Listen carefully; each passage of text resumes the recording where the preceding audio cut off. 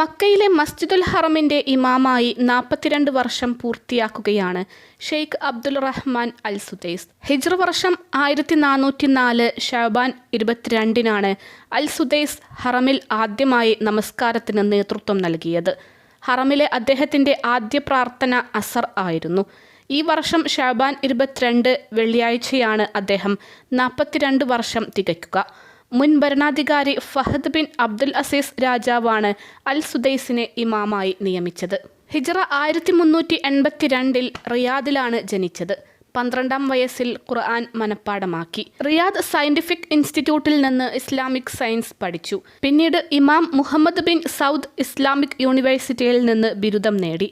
മക്കയിലെ ഉമ്മുൽ ഖുറ യൂണിവേഴ്സിറ്റിയിൽ നിന്ന് ഇസ്ലാമിക കർമ്മശാസ്ത്രത്തിൽ ബിരുദാനന്തര ബിരുദവും PhDയും നേടി.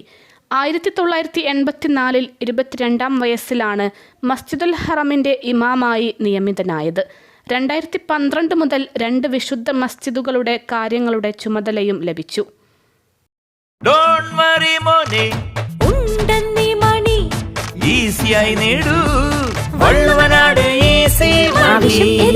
പണം ഞങ്ങൾ തരും. ഷെയ്ഖ് സുദൈസിന്റെ ഖുർആൻ പാരായണം ഹറമിലെ വിശ്വാസികളുടെ പ്രധാന അനുഭവമാണ്. ഹജ്ജ്, റംളാൻ സമയങ്ങളിൽ പ്രാർത്ഥനകൾക്ക് നേതൃത്വം നൽകിയതിലൂടെ ദശലക്ഷക്കണക്കിന് ആളുകളാണ് അദ്ദേഹത്തിൻ്റെ കീഴിൽ നിസ്കരിച്ചത്. ഇസ്ലാമിക പാണ്ഡിത്യത്തിനും പ്രബോധനത്തിനും നൽകിയ സംഭാവനകൾക്ക് നിരവധി പുരസ്കാരങ്ങൾക്ക് അദ്ദേഹം അർഹനായിട്ടുണ്ട്. 2002 ഫലസ്തീനിൽ നടന്ന കൂട്ടക്കൊലയുടെ പശ്ചാത്തലത്തിൽ അൽ സുദൈസ് നടത്തിയ കടുത്ത ഇസ്രായേൽ വിരുദ്ധ പരാമർശം ഒരു വിഭാഗം മാധ്യമങ്ങൾ വിവാദമാക്കുകയുണ്ടായി. രാജ്യാന്തര സമ്മർദ്ദം മൂലം അദ്ദേഹത്തെ സൗദി ഭരണകൂടം ശാസിച്ചെങ്കിലും ഇമാമായി തുടരാൻ അനുവദിക്കുകയായിരുന്നു. വിശ്വാസികൾക്ക് ഇന്നും മസ്ജിദുൽ ഹറം എന്ന് കേൾക്കുമ്പോൾ ഓർമ്മ വരുന്നത് സുദൈസിയുടെ സുന്ദരമായ ഖുർആൻ പാരായണമാണ്.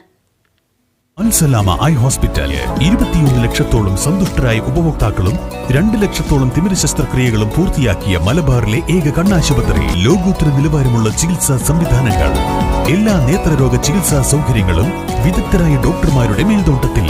Al Salama eye hospital, hospital road, Perinthalmanna.